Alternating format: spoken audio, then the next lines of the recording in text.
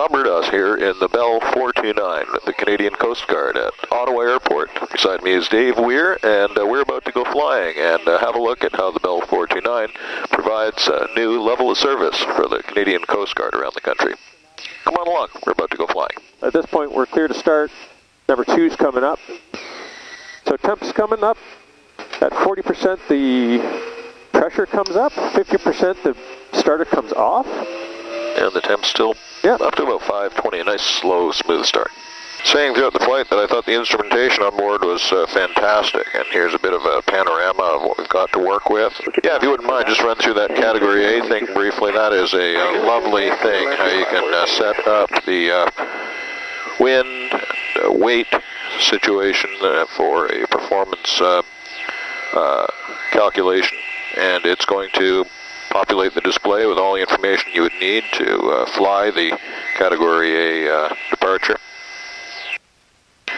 Down the center console, a well laid out arrangement of ancillary controls, autopilot, flight director, and additional radios. Behind Sunwing, and I'll start climbing before we get to them. Airspeed to live. Check. That's easily done to 73 mass torque. 100%. And starting the right turn. Roger. Wonderful. And 700 for 1,000. Okay. Nice, smooth departure. And we're video on, just filming some general handling of the 429 around 120 knots, 2,000. And that was less than a centimeter of input. It really does have a very nice cyclic control response. Force trim off in gas mode. It's responsive and reasonably clean and uncoupled. Can do a steep turn to the right here, holding at 120 knots. So you're at the composite display. I'm being fairly gentle with the power, but we're just maintaining our 120 in the turn at 45. Yeah, we're not saturating the ISCS or doing anything to make our lives more complicated. Just going to quickly reverse the turn to the left.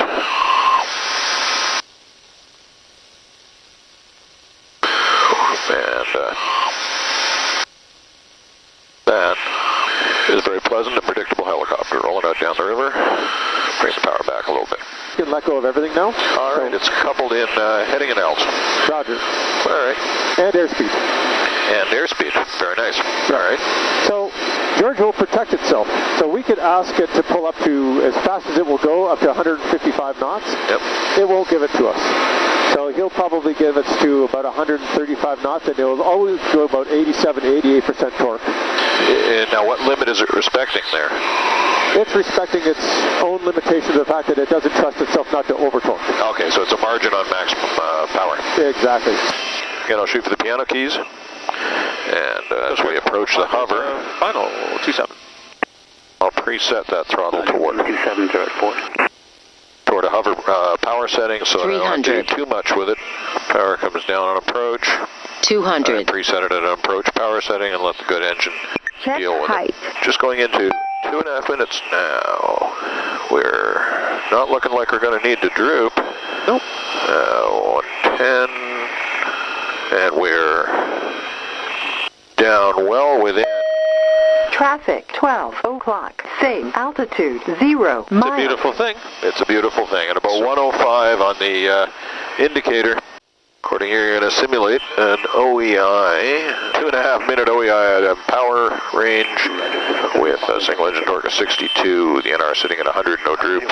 And now we're down, so that did look like you had a heck of a reserve here, sort of sea level conditions, almost gross weight. That's pretty forgiving. Quite like the fact that you can see, even for a reasonably steep approach, right over the nose with a great field of view down forward to a landing spot and into turns too with the shape of this windscreen. All right, shall we swing the tail around here? Yep, you betcha. How's this for a spot? Beautiful.